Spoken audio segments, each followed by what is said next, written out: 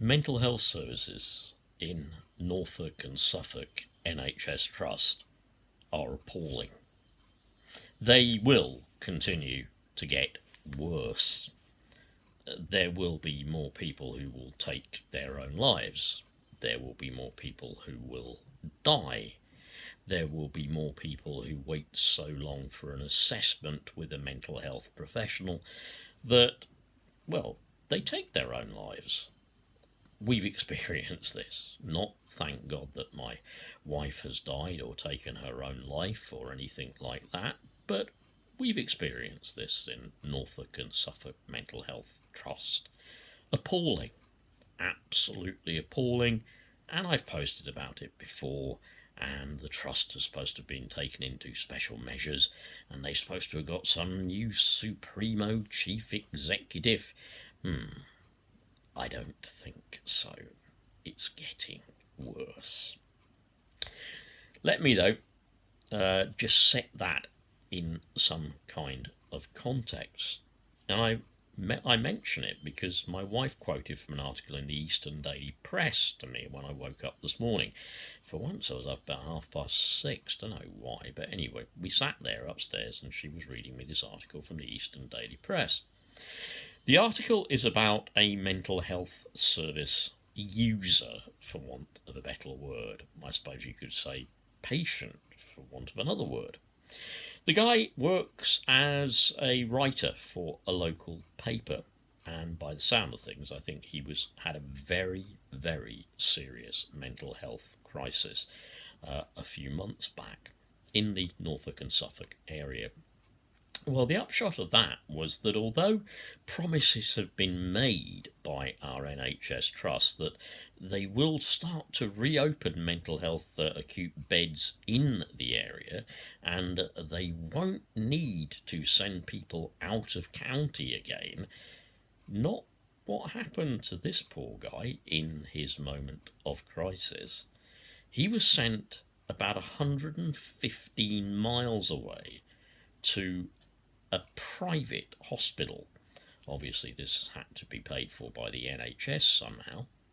He describes being put in the back of a private ambulance, which he, even in the state, bearing in mind that he was in at the time, a state of crisis, desperation, probably psychotic, probably not knowing what was happening around him, he describes this private ambulance as no more than a glorified taxi.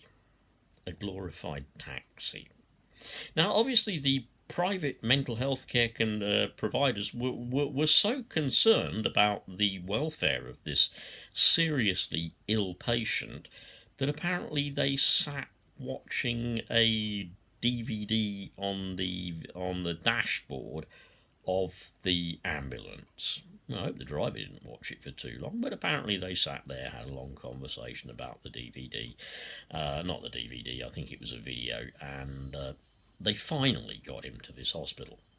Now, apparently, what he then said, and this isn't hilarious. This is serious. This is going back to kind of Victorian asylum conditions. Yeah, apparently they just dropped him off in the grounds of this hospital. Yeah. And he had to ring the bell on these huge, what he describes as huge metal doors. So there he is, ringing the bell, probably banging on them as well. You can imagine the sound echoing down the passageway. Until some, he said, surly member of staff answered the door, brought him in, kind of checked him in, and then left him in a room with a curtain through which every 30 minutes somebody would peep to make sure that he hadn't committed suicide.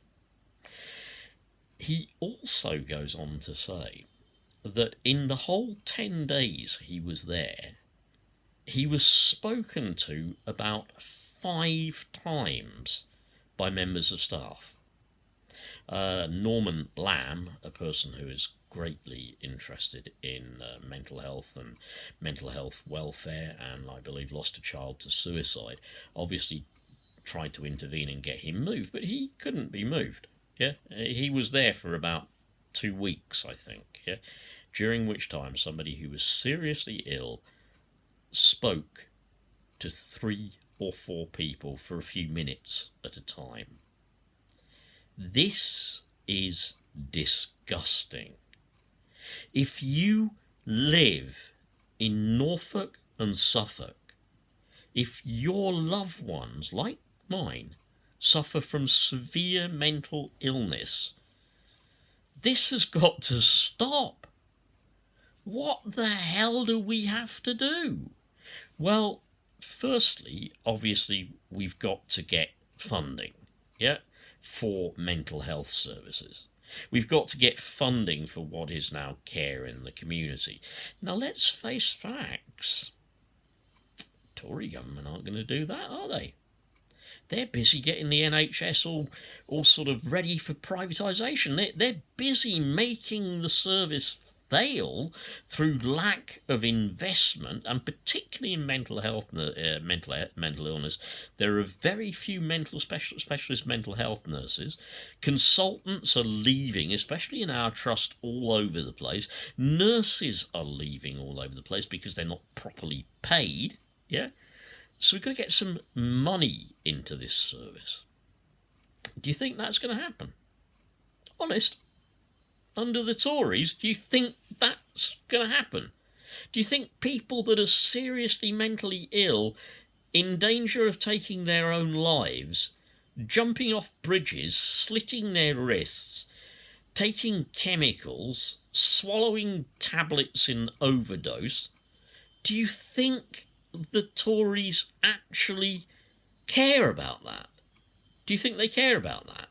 I mean, all right, maybe their Minister for Suicide will kind of care, but do you think they care enough to actually put any of the money that they would be giving to billionaires, hedge funders, corporations, tax dodgers, Jacob Rees-Mogg, private schools, apparent charitable trusts that are nothing like that?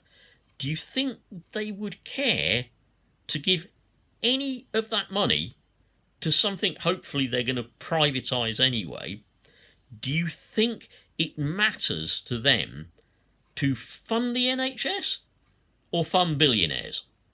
Which one do you think? NHS on one side, billionaires on the other side. Which one do you think matters to them? Yeah? Brandon Lewis, my MP, I ask you, if you're watching this, what the hell are you doing about Norfolk and Suffolk Mental Health Trust? What are you doing about it? What are you doing about it? People are killing themselves. Seriously mentally ill people like my wife have to wait months to see a consultant. It's disgusting. And believe me, beware. Once the no deal Brexit button is pressed, and it's going to be pressed really soon, it's going to get even worse. Because it's all going to be privatised. And many of us are going to die. And many of us, well, many, not us, but many rich people are going to get even richer. And they're going to get even richer effectively through our suffering. Money that could have been used to treat us is funding follies, billionaires, whatever. Think about it, and let's try and do something before more people die.